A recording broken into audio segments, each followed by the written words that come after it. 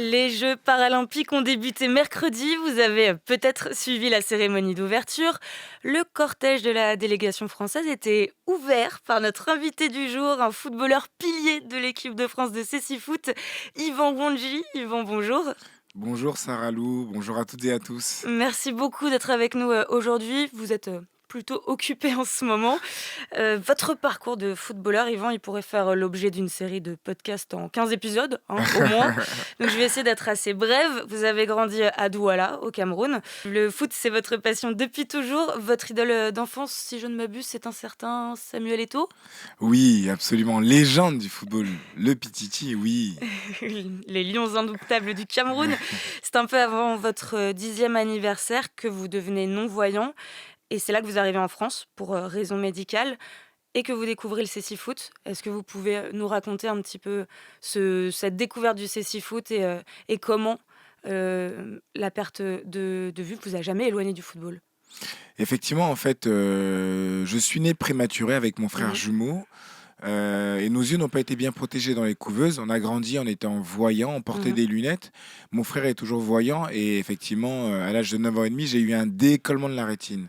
Donc j'ai perdu la vue et dès lors, j'ai découvert le monde du handicap que je ne connaissais pas, ni le terme, ni les spécificités. Donc il a fallu que je me forme à mon handicap et que j'en sache plus, que je comprenne comment fonctionner en ne voyant pas. Donc j'ai été dans une école adaptée, dans une école pour mal et pour non-voyants à Paris, dans laquelle j'ai appris notamment à lire en braille, j'ai appris à me déplacer avec une canne, j'ai appris à être autonome avec le handicap visuel. Donc j'ai appris à me former, j'ai appris à comprendre comment évoluer avec, j'ai découvert les outils spécifiques et les outils adaptés. Puis par la suite, donc étant passionné de sport, notamment de foot, j'ai découvert l'adaptation du football pour les mâles et pour les non-voyants. Le cécifoot que je ne connaissais pas, j'ignorais complètement l'existence et l'adaptation de cette version du football. Et comment est-ce que vous avez découvert le cécifoot de manière très concrète? Qui vous en a parlé en premier? Donc c'est un non-voyant qui s'appelle Julien Zelela, qui est président du club de Saint-Mandé. Et en fait, le cécifoot est né au Brésil, puis la discipline s'est beaucoup exportée un peu partout dans le monde. Et lui, donc, il a 37 ans, en 1987, il a souhaité l'implanter en France. Au début, les gens ne l'ont pas réellement pris au sérieux, ne l'ont pas cru, en lui répondant aussi, en lui rétorquant, ça ne sera pas possible que des personnes qui ne voient pas puissent jouer. Et il a dit, si, je l'ai vu, je l'ai entendu à l'étranger, et je sais que c'est possible. Et je ne vois pas, et j'ai envie qu'il y ait cette pratique du foot en France pour que je puisse jouer et aussi pour que d'autres non-voyants puissent jouer. Et donc, c'est lui qui m'en a parlé parce il est enseignant de musique et il était mon enseignant donc au collège notamment et il m'a expliqué l'adaptation de cette pratique du football et c'était vraiment une découverte et ça a été une surprise pour moi. Et c'est quoi le cécifoot? Je pense que vous pourrez l'expliquer un peu mieux que moi, Yvan. Le cécifoot, donc céci comme cécité. Mhm. Lorsqu'on a une cécité, ça veut dire qu'on est mal ou non-voyant. Ça se joue à 5. Ça se joue obligatoirement dehors, jamais dedans parce que dedans ça résonne, il y a du bruit et comme on se parle énormément au cécifoot, bah, dedans il y a beaucoup Mhm. d'écho, c'est pas agréable pour les joueurs. Donc obligatoirement dehors, c'est une adaptation du futsal. Seul le gardien de but est voyant et les joueurs de champ sont obligatoirement mâles ou non-voyants. Et lorsqu'on joue, on a obligatoirement un bandeau sur les yeux, comme ce que j'ai là, pour que personne ne voit. Mhm. Donc les mâles et les non-voyants ont Oui. obligatoirement le bandeau. Comme ça, tout le monde est à égalité. C'est ça. Moi, par exemple, qui suis non-voyant, je pourrais ne pas mettre de bandeau, mais le règlement impose le port du bandeau pour tout le monde, sauf le gardien. Derrière le but, on doit marquer, il y a quelqu'un qui voit. C'est une sorte de coach, c'est le guide de l'équipe et il est derrière le but adverse. Comme ça, lorsqu'il parle, lorsqu'il nous donne des indications, on l'entend et on s'oriente vers lui. C'est le guide de l'équipe. Et c'est un petit terrain sur lequel on joue. C'est un terrain de dimension handball qui mesure 40 mètres de long sur 20 mètres de large. Donc un terrain synthétique, un peu comme les city-stades, Mm. là, les petits terrains fermés. Et il y a des barrières sur les côtés. Comme on ne voit pas les lignes de touche, il y a des barrières nous permettant d'avoir les délimitations sur les côtés. Comme Des- particularité, le ballon fait du bruit. Il y a des grelots à l'intérieur nous permettant de l'entendre, comme on ne le voit pas. Et c'est un ballon qui est plus petit et qui est plus lourd. Donc le ballon roule énormément en cécifoot et il est très peu en l'air parce qu'en l'air, on l'entend moins bien. Et il n'y a de touche que quand la balle passe au-dessus de la barrière, ce qui est très rare. Et donc, un match dure 2 fois 15 minutes de jeu. Donc, terrain réduit avec beaucoup d'intensité, beaucoup de va-et-vient sur le terrain, beaucoup de communication, comme on ne se voit pas. On complète le fait de ne pas voir par le fait de beaucoup parler entre nous, beaucoup communiquer, beaucoup interagir. Et chez nous, comme on ne voit pas, nos yeux, c'est à la fois les oreilles et la parole, que ce soit sur le terrain, mais aussi dans la vie quotidienne. Hyper intense et tout de même des tricks qui sont extrêmement impressionnants. Yvan, il y a notamment une vidéo de vous qui avait énormément tourné. Vous savez laquelle? Oui, oui, effectivement, c'est un but que j'aime, c'est un but que j'ai marqué avec l'équipe de France lors d'un match contre l'Allemagne. Et à la base, je suis attaquant, donc, mais sur ce match, j'ai commencé en défense parce que le coach souhaitait que je démarre derrière par rapport à la stratégie de jeu. Et lors de ce match, effectivement, donc, le gardien m'a fait une relance donc, derrière. Et puis j'ai éliminé l'équipe adverse, puis j'ai marqué un but qui a énormément tourné un peu partout dans le monde et qui a aussi permis à beaucoup de gens de Mmh. découvrir le CSI Foot. Oui, et de voir que les footballeurs qui jouent au cécifoot sont extrêmement techniques, très, très techniques. C'est votre cas. Vous êtes, champion d'Europe en 2011, vice-champion paralympique, en 2012, à Londres, capitaine du club de Saint-Mandé, membre de l'équipe de France, un pilier de cette équipe, de France. Vous deviez, Yvan, participer, au tournoi, para pour ces Jeux, mais vous avez dû, y renoncer. Est-ce que vous pouvez nous expliquer pourquoi?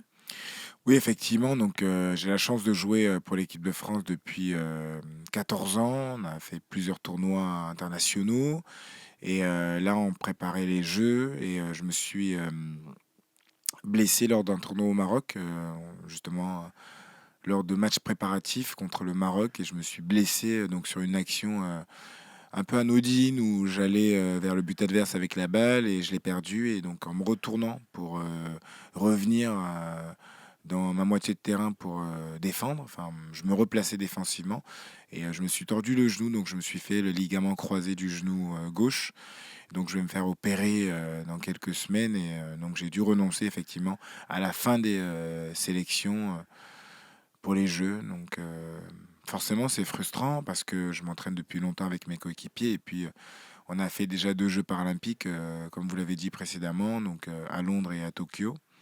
2012 et 2020 et ça aurait été bien sûr un honneur à la fois de jouer, de prendre part à ces Jeux paralympiques qui auraient été mes troisièmes Jeux et puis à Paris, en France.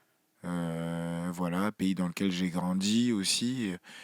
Et pour plein de raisons, ça aurait été un honneur de jouer ces troisièmes Jeux paralympiques, mais ça sera partie remise pour les Jeux suivants, j'espère. Et puis, je me souhaite de revenir sur les terrains le plus vite possible. Et puis, il y aura d'autres échéances entre-temps.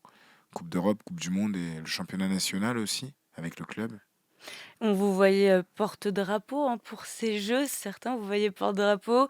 Je vous avais eu au téléphone juste avant la cérémonie d'ouverture, coulisses. Vous m'aviez dit que vous serez quand même présent à la cérémonie d'ouverture, que quelque chose, un petit truc était prévu. Bon, bah, c'était vous qui portiez le drapeau de la délégation tricolore. Il y a quoi là, à ce moment-là, quand on arrive avec la délégation de son pays, pour cette cérémonie? Qu'est-ce qu'il y a dans votre tête? Waouh! Déjà, j'y croyais pas lorsqu'on m'a contacté à la fois donc Paris 2024, l'organisation Paris 2024, Coca-Cola, le département 93, de par son président Stéphane Troussel et les instances lorsqu'ils m'ont sollicité en me disant qu'ils m'avaient choisi pour porter le panneau, la pancarte France en tête de délégation française. Waouh! Déjà, j'y croyais pas et puis lors des répétitions, c'était déjà fort, c'était déjà intense avec les différentes musiques. Et là, déambuler place de la Concorde avec notamment la musique des Champs-Élysées, c'était déjà très très émouvant, plein de frissons. Et là, le jour J, c'était juste magique avec ce public tout le long. de chaque côté, de part et d'autre, de la Concorde et plus loin et avant. C'était extraordinaire avec ce public plein d'énergie, avec cette formidable délégation, avec les sportifs. On a mis l'ambiance, on a encouragé, on s'est pris de passion, pris de ferveur pour cette formidable cérémonie. C'était exceptionnel, vraiment. J'ai plein de souvenirs. J'en ai plein la tête, plein les oreilles. J'étais avec mon frère jumeau Yvon et avec toute cette formidable délégation française et représenter le sport, représenter la France, représenter la citoyenneté, la joie, les émotions, le bonheur d'être là et c'est unique. Une cérémonie d'ouverture des Jeux paralympiques, la première cérémonie, c'est la première fois qu'on accueille les Jeux paralympiques en France. Donc unique, magique et être devant, waouh, waouh, quoi de plus beau, quoi de plus beau. La cérémonie, donc, on le comprend, elle était à la hauteur de vos attentes, hein. C'est vrai qu'il y avait une grosse attente de la part des para-athlètes après, Ouais. la cérémonie d'ouverture, des Jeux, il y a quelques semaines, qui avait, beaucoup, beaucoup, fait réagir, qui avait été acclamée. Il y avait une grosse attente pour cette cérémonie mercredi, donc c'était à la hauteur. Oui, c'était complètement à la hauteur. Il y avait une réelle attente, à la fois au niveau du dispositif, mais des moyens, du contenu, de la visibilité, de l'exposition. Et on voulait vraiment que tous les handicaps soient Mmh. exposés, mais d'une manière à la fois valorisante et montrer nos corps, montrer comme nous sommes. Et surtout montrer comme nous sommes et montrer que nos corps sont ce qu'ils sont, mais surtout qu'on a des aptitudes. Et c'est aussi ce qu'on veut montrer à travers les épreuves paralympiques lors des Jeux, mais aussi, Sarah Lou, pendant les Jeux, mais aussi après. Parce que l'héritage des Jeux, c'est à la fois voir les Jeux paralympiques, voir les épreuves à la télé, à la maison, au stade, qu'importe, mais surtout venir nous soutenir après. Parce qu'on est souvent sollicité à l'approche des Jeux, mais après les Jeux, c'est une réalité, souvent on nous oublie. Donc venez nous encourager, venez nous voir après les Paralympiques parce qu'on s'entraîne toute l'année en cécifoot et lors d'autres épreuves. Enfin, on s'entraîne aussi bien qu'il s'agit du cécifoot ou d'autres sports. On comprend donc, l'enjeu de ces paras, au-delà évidemment de remporter le plus de médailles, c'est, de faire en sorte que les disciplines handi, soient, valorisées, puissent se développer après les Jeux. Est-ce que vous sentez tout de même un intérêt sincère actuellement pour ces Jeux en France? Oui, oui, complètement, Sarah Lou. Et qu'il s'agisse du cécifoot ou d'autres Mmh. disciplines paralympiques, d'autres parasports, oui, oui, il y a un réel engouement.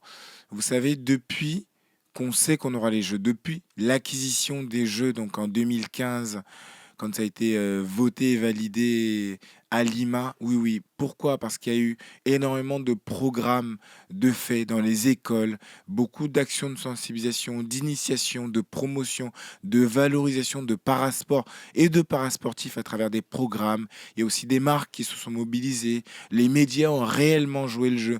Les écoles, les instances, les pouvoirs publics, les politiques, les structures sportives, les clubs se sont mobilisés. Donc, vraiment un réel pot commun pour valoriser les sports, valoriser les programmes, les athlètes, les parcours. Et oui, oui, il y a un réel engouement, il y a beaucoup de demandes, beaucoup de personnes souhaitent assister aux Jeux paralympiques, souhaitent assister aux épreuves. Et je dirais que, alors d'un côté, c'est positif que les places coûtent moins cher que pour les Jeux olympiques. Peut-être aussi parce que les gens connaissent moins, il y a peut-être aussi naturellement moins d'engouement et moins de spontanéité pour acheter les places pour les Jeux paralympiques, mais je trouve que c'est bien. C'est une politique tarifaire Mmh. plus accessible pour le grand public et ça permet, on est gagnant dans l'histoire, ça permet d'avoir plus de gens qui vont venir assister aux épreuves paralympiques. Donc tant mieux là-dessus, même si j'aurais aimé que les prix soient les mêmes et que soient peut-être moins élevés pour les Olympiques. Mais c'est pas grave, tant mieux que les prix soient moins élevés pour nous et ça permettra d'avoir plus de monde. Ça crée pas selon vous, du coup, une sorte de, comment dire? De De double, disparité, oui? oui, ouais, si, si, forcément, il y a un double, il y a une double approche, il y a un double regard. C'est un peu comme si, c'est mon regard, hein, c'est mon approche, mais c'est un peu comme si les Jeux paralympiques étaient bradés. Mmh. Mais tant mieux parce que C'est une compétition qui a besoin, c'est des épreuves qui ont encore besoin de trouver leur public. Toutes les disciplines parasportives ont besoin de trouver leur public, ont besoin d'attirer, ont besoin qu'il y ait d'engouement autour des athlètes, autour des clubs, autour des équipes nationales. Donc tant mieux, je dirais. Tant mieux. Mais vous le mentionnez, hein, il y a parfois cette sensation qu'il y a une échelle de valeurs différentes.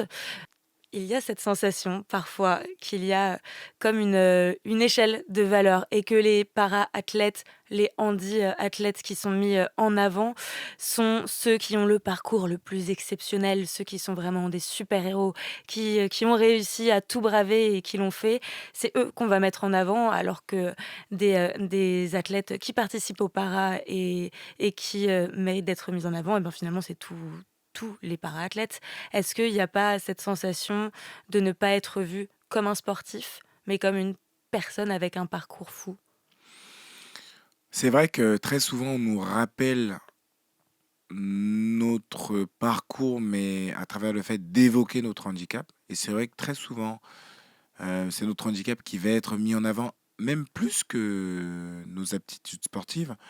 Et oui, parfois, on va d'abord nous contacter pour comprendre notre handicap, plus que pour voir nos performances et comprendre quelle stratégie on met en place au quotidien, le contenu des séances d'entraînement. On va moins nous parler sport, mais plus nous parler de notre handicap et peut-être plus nous renvoyer à notre handicap. Pas de manière malveillante, mais c'est vrai que quand on nous interroge, on met peut-être plus en avant l'handicap et je comprends que les gens aient besoin de comprendre d'où on vient, pourquoi notre handicap, comment on fonctionne, mais je veux qu'ils comprennent qu'on est d'abord des sportifs. Et en ce qui concerne le CC Foot, on est d'abord des joueurs de CC Foot avec un parcours exceptionnel parce que on brave les épreuves et on va au-delà. Et on montre qu'on a cette réelle faculté de résilience et à aller au-delà du handicap et à aller au-delà de ce que beaucoup pourraient voir comme étant un ou des obstacles. Et effectivement, j'ai envie qu'avec les Jeux paralympiques et l'héritage des Jeux paralympiques, c'est changer le regard sur les parasportifs, mais nous voir à travers le sport et nous voir à travers nos aptitudes, nous voir à travers nos compétences, nous voir à travers nos techniques et non pas nous enjoliver, non Mm. pas nous rendre plus héros que nous sommes. Nous sommes des athlètes avant tout et on a tous un parcours atypique, oui, mais nous mettre sur le terrain du sport et sur le même pied d'égalité que les autres sportifs sans handicap. Juste parler de nous en tant que sportifs. Et justement, ce développement, cette démocratisation des handisports, en l'occurrence, on va parler de ces six foot, elle passe par quoi? Est-ce qu'elle passerait pas aussi par les clubs qui ouvriraient davantage de sections CC Foot? Oui, effectivement, inciter les clubs à ouvrir des sections de CC Foot, mais pour qu'un club puisse ouvrir une section de CC Foot, il faut déjà que les décideurs des clubs, les dirigeants puissent savoir que cette version du football existe. Beaucoup encore aujourd'hui méconnaissent le CC Foot. Donc déjà faire ce travail d'information, de renseignement, vulgariser la discipline, la rendre encore plus médiatisée, Mm. la médiatiser un peu plus, la faire connaître. Donc ça passe par les actions de sensibilisation dans les clubs, dans les écoles, faire passer le message, faire passer le mot comme ce que vous faites aujourd'hui à travers cette interview. Donc les actions de sensibilisation, les actions de promotion, inciter les clubs et aussi leur donner les moyens. Les moyens, c'est les moyens financiers pour pouvoir s'équiper en termes de matériel, les ballons, les bandeaux, mettre en place des structures, des terrains, des infrastructures, et aussi former les gens. Parce que au CC Foot, on peut pas juste être gardien comme ça, on peut pas arriver dans un club en disant je veux être gardien de CC Foot. Il faut former les gardiens, il faut les former parce que CC Foot, c'est pas simplement être au but, c'est aussi communiquer, interagir avec les joueurs, former les arbitres, former les coachs, former les guides. Donc au CC Foot, comme dans l'ensemble des parasports, il faut les moyens financiers, mais aussi beaucoup les moyens humains. On a besoin de bénévoles, on a besoin de personnes au quotidien qui encadrent les séances d'entraînement. On a besoin de personnes qui nous accompagnent au quotidien. Non pas qui nous accompagnent parce qu'on n'est pas autonome, mais qui nous accompagnent pour que les séances soient encore plus cadrées et encore plus poussées. Et quand ces bénévoles viennent dans les clubs, il ne faut pas qu'ils viennent en se disant qu'ils vont nous prendre par le bras ou qu'ils vont nous accompagner de manière dépendante. Non, ils viennent pour nous pousser, pour nous repousser encore plus dans nos limites, pour nous permettre d'optimiser encore plus nos aptitudes et encore plus nos techniques et aller encore plus loin dans la performance. Typiquement, est-ce il y a un déficit d'arbitre dans le cécifoot? Je dirais qu'il n'y a jamais assez d'arbitres, de coachs, de guides, de gardiens. Il y a encore besoin d'un nombre très conséquent à tous les niveaux, aussi bien de joueurs que de coachs, que d'arbitres, que de guides, que d'encadrants. Parce que le CC Foot n'a pas du tout le même âge que le foot classique. Donc le CC Foot est encore en pleine construction. Il y a 10 clubs en France dans le championnat. Quand j'ai commencé, il y en avait 6. Donc là, on en est à 10, donc c'est très bien. Mais on pourrait pousser à plus. Mais il y a encore plein de villes qui ne savent pas que le Mm. CC Foot existe et plein de villes ne savent pas qu'elles peuvent le mettre en place. Et la géographie du CC Foot, Sarah Lou, Mm. n'est pas la même que le foot classique. Et c'est important de l'expliquer parce que les gens font beaucoup la comparaison. Ce qui est humain et ce qui est naturel et ce qui est spontané. Mais les clubs de CC Foot ne seront pas forcément de grosses villes. C'est pas parce qu'on est à Paris qu'il y aura forcément un club de CC Foot. Et pourquoi? Que ça s'explique comment ça? Parce que les grandes villes ont davantage des axes de développement plutôt sur des sports déjà médiatisés, Mm. déjà médiatiques, déjà connus, sur des sports qui sont peut-être davantage rentables, parce qu'on nous parle aussi de la rentabilité, on nous parle aussi beaucoup de la rentabilité de la discipline. Mais moi, j'estime qu'à un moment donné, il n'y a pas que la rentabilité, il y a aussi la valorisation des sportifs, la valorisation des parcours, la valorisation des personnes avant la rentabilité financière. Je comprends, hein, l'enjeu économique, je comprends tout ça, mais je pense qu'il n'y a pas que l'argent dans le sport. Il y a bien d'autres choses et bien d'autres valeurs, notamment développées dans la pratique du CC-foot. Et dans les clubs de CC-foot, il y a aussi la pratique du football, oui, mais au-delà, il y a la notion, il y a cette dimension de résilience, il y a cette dimension de respect, d'entraide, de solidarité et ce travail en collectif. Et les clubs de CC Foot que vous allez retrouver donc, dans la géographie du CC Foot en France, ça va plus être des petites villes qui vont croire en ce type de projet, donc à la fois qui vont associer le sport, la culture, le partage et la bienveillance. Et ça semble assez contradictoire parce que le sport, c'est ce qui peut forger une personne, c'est un facteur d'émancipation, c'est un facteur, d'ouverture et les personnes atteintes de handicap ont, comme, des personnes valides, besoin de cet outil-là. Oui, mais parce que vous avez cette sensibilité. C'est une question de sensibilité, c'est une question aussi de rapport à l'autre.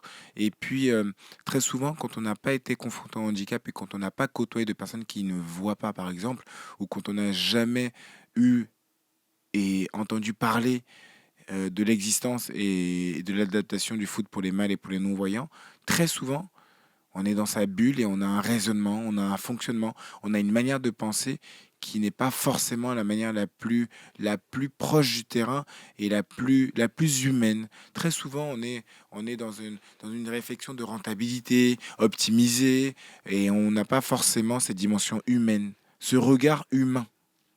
Donc on espère que ces Jeux paralympiques vont permettre de changer un petit peu les mentalités, de démocratiser, de faire connaître au grand public, toutes ces disciplines, tous ces, athlètes, français, qui font rayonner, le parasport Et et qui vont vraiment au-delà de leur handicap. Moi, c'est ce que j'aime et c'est ce que j'ai découvert dans le CC Foot. C'est ce qui m'a frappé dans le CC Foot. C'est ce qui me frappe encore au quotidien.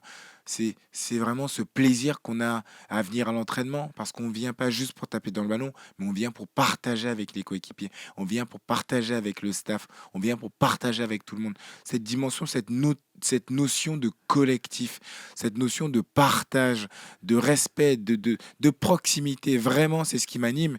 Et très souvent, quand j'interviens dans les écoles pour sensibiliser, les enfants me posent des questions sur mon parcours, sur mon quotidien, et me disent, Yvan, est-ce que tu aimerais retrouver la vue ou est-ce que tu es frustré depuis que tu ne vois pas? Et je leur réponds, j'ai perdu la vue quand j'avais 9 ans, et si on me propose de la retrouver, je dirais non.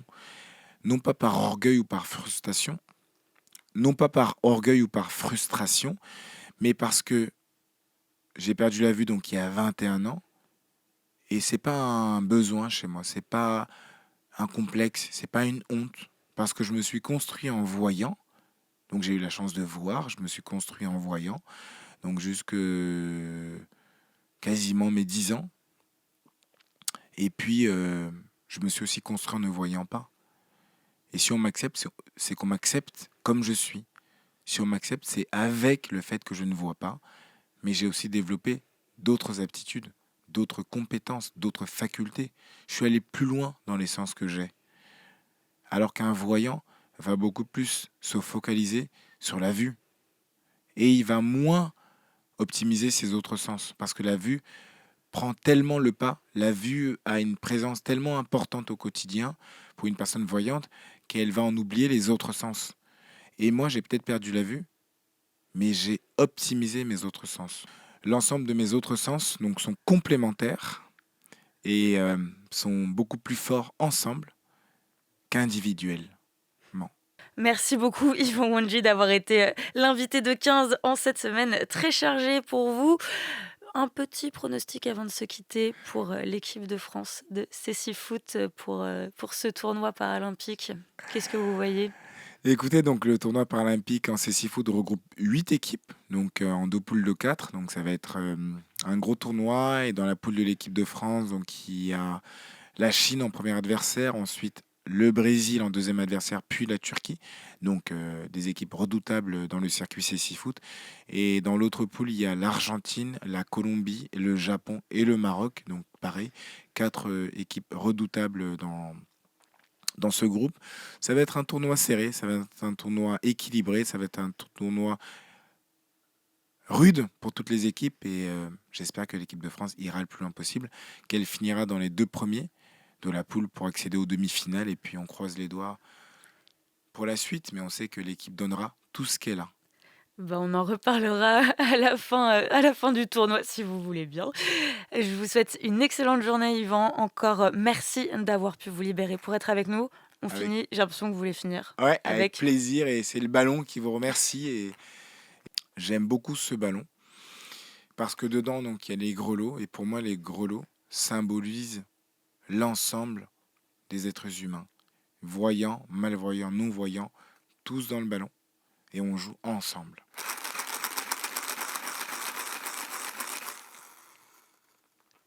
les derniers mots seront donc au ballon. Merci beaucoup Yvan Wandji, excellente journée à vous. Merci.